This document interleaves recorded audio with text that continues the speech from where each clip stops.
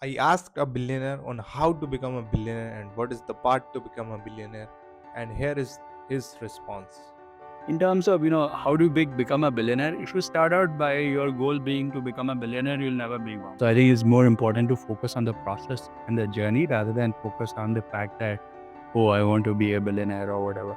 So Mr. Anand Deshpande responded with focus on the process. So process we know from our childhood, is it different from the process the billionaires know? So as a child, we are scripted to follow the get a good grade, get a good college, then get a good job. So is it different for the billionaire's perspective or is it different for billionaire definition? Let's see what is the process he meant. The billionaire's perspective, the billionaire's process definition is very, very different what society knows. So here we will find out what is the process means and how you can become a billionaire.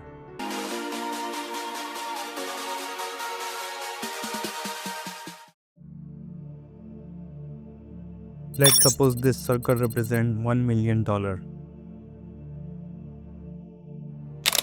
This is what $10 million would look like.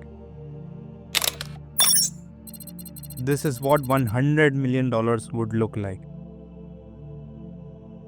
And this is what $1 billion would look like.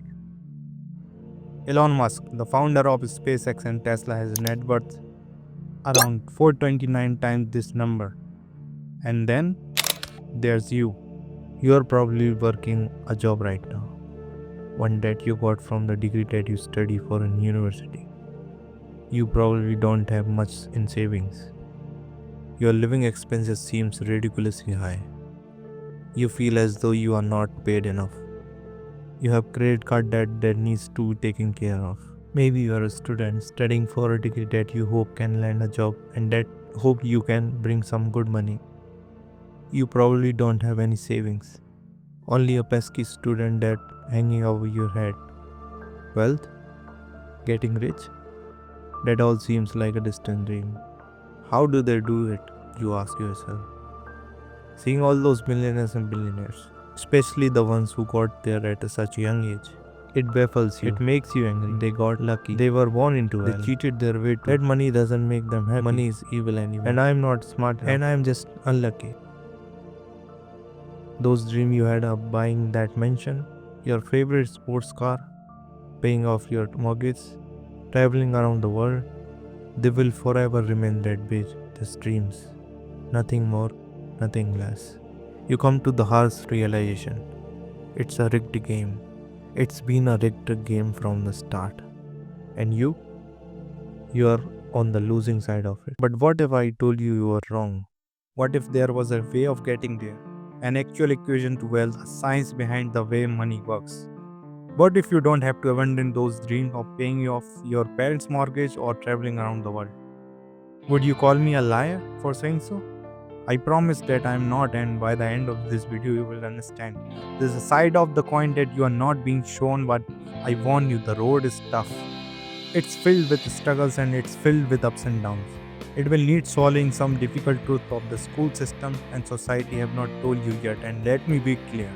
There are many of you who will not make it to the end of this road. But for those of you that do, at the end of this road lies well beyond what you thought you could attain. At the end of this road lies the freedom of never having to worry about money again. So, are you with me?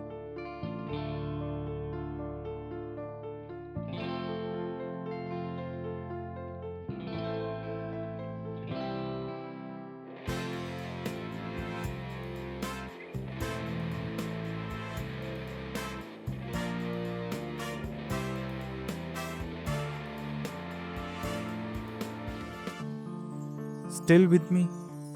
Then let's not waste any more time.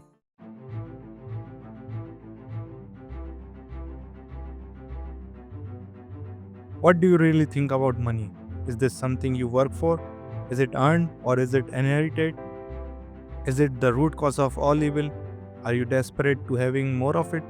Have you been chasing it most of your life?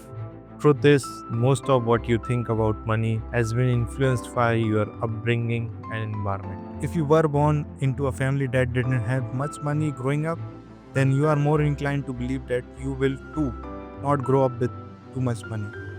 Or perhaps you went on the complete opposite end and decided to make as much money as you can so that you will never be in that position again. The fact that your school didn't teach you about this subject does not help things, and because of this, most of you are going to have false beliefs about money that are not going to help on this journey. Now stick with me here, because we are gonna have to change the way you have been seeing money your whole life. Hollywood has always habit of depicting the wealthy and rich as evil, backstabbing, entitled, or corrupt individuals.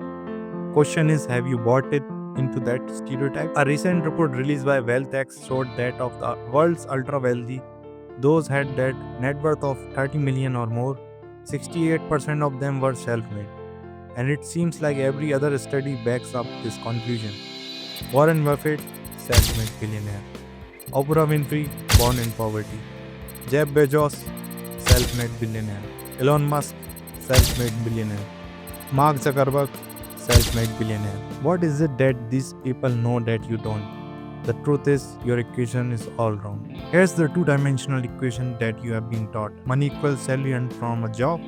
Past a certain point, the prospect of getting a job becomes the sole purpose of your education. So what's wrong with that, you ask? I'm gonna assume that if you are watching this video, you want to make a lot of money in short period of time as possible.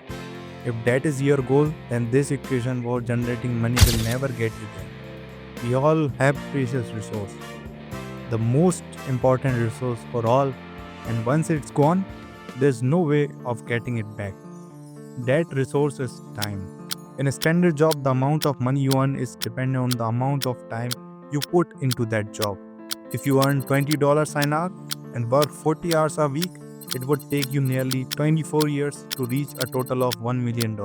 But that is without subtracting any taxes or any expenses that will incur over 24 years. And let's not forget that inflation would make your $1 million less valuable.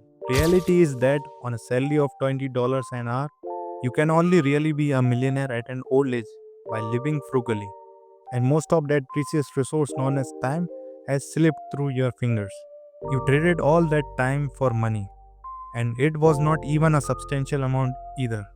So again, you ask yourself, how is it then there are self-made millionaires and billionaires at a such young age? What makes them so different? And truth is, they have better equation than you. They have a better understanding of money that you have not figured it out yet.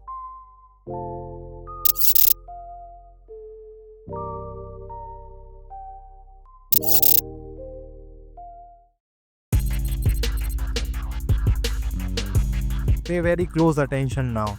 Stop chasing money. In a capitalist society, the rules of the games are as follows. You are paid in proportion to the perceived value that you have, and the people that perceive your value, they are the markets. The consumer, the economy of the market is your friends, family, neighbors, and country.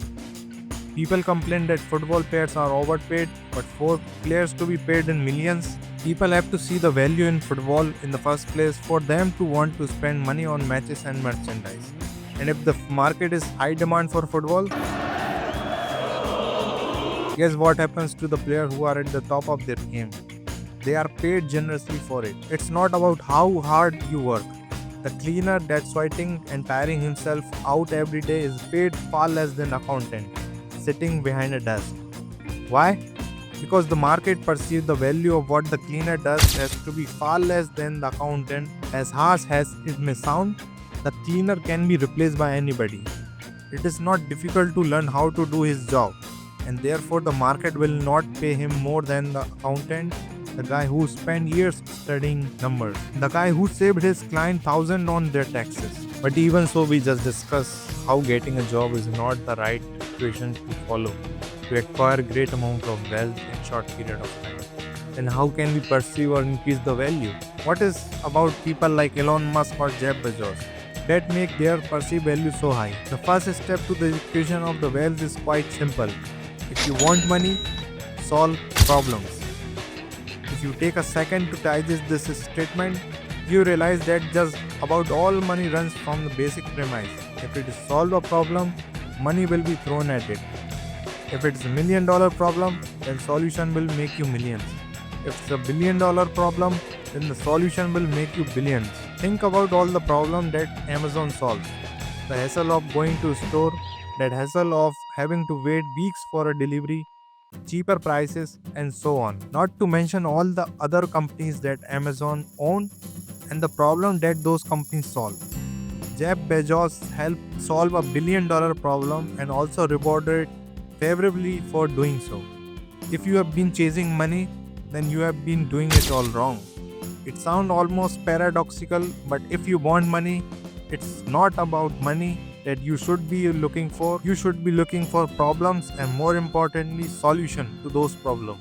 And once you find that solution, make a business around it. Wait, so that's it?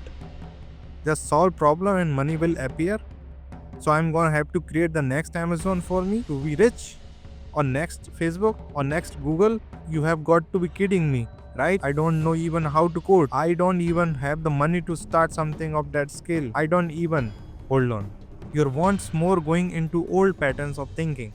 Start with the problem. Always start with the problem. Listen to the market around you. What are the people saying they don't like? What are the people saying they wish existed? What are the people saying frustrated them? What do people think is incredibly inconvenient? Is that a problem that you can solve? And also is a problem that is worth solving?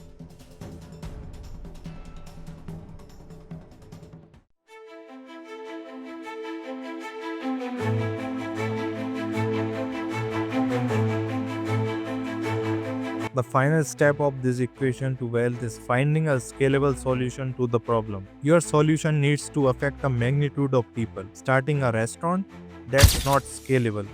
You are constrained to the local area and the footfall of that area. But a franchise, now that's more scalable.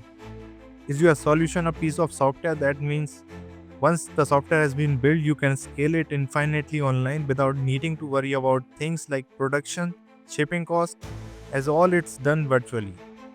Good luck finding infinite scale with the job. But be careful.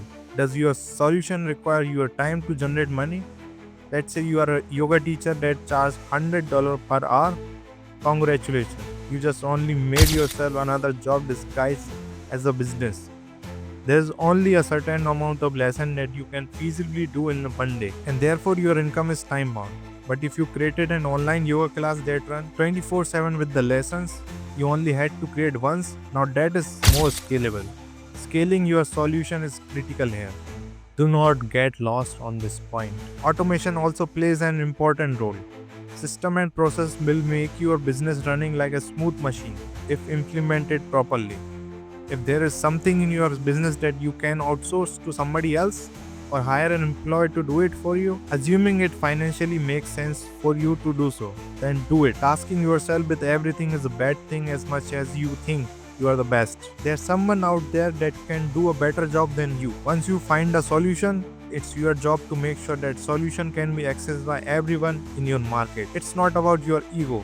It's not about what you are passionate about. The market does not care about your passions. So now that you have your profitable business running with the right system and process in place, it's time to move on and reap what you sowed.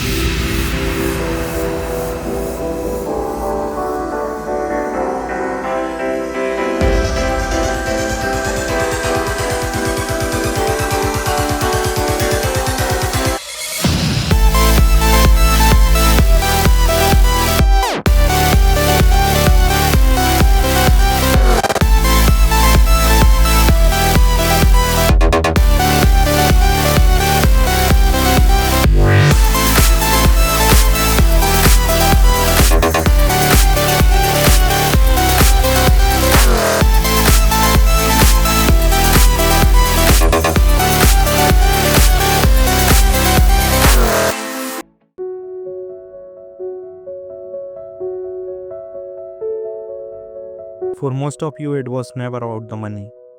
Money is just piece of paper, a number on a screen. Its value is only backed up by our belief in its value.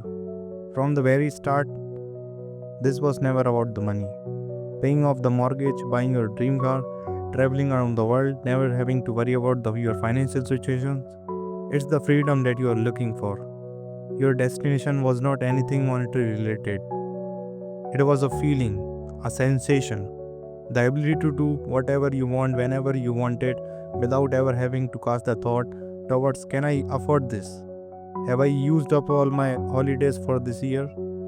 How am I going to pay the rent? Will I be able to live off my pension? What dreams will I have to sacrifice because I can't afford to pursue them?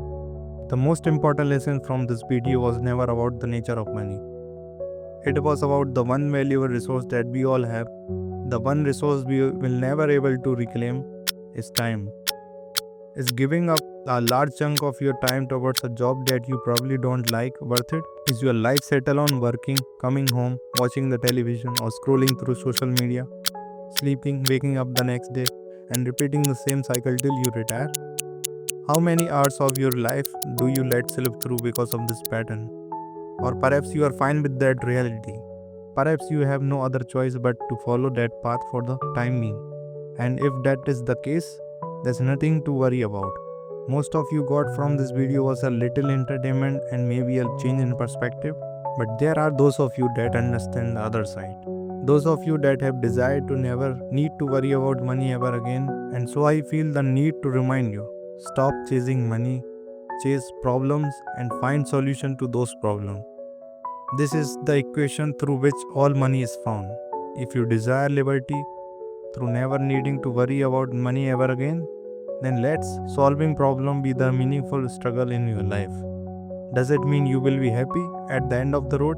Does not mean you will be fulfilled. Only you can answer that question. But if your struggle is meaningful, then perhaps it's worth pursuing. Hey, you have arrived at the end of the video. Thank you so much for watching till the end.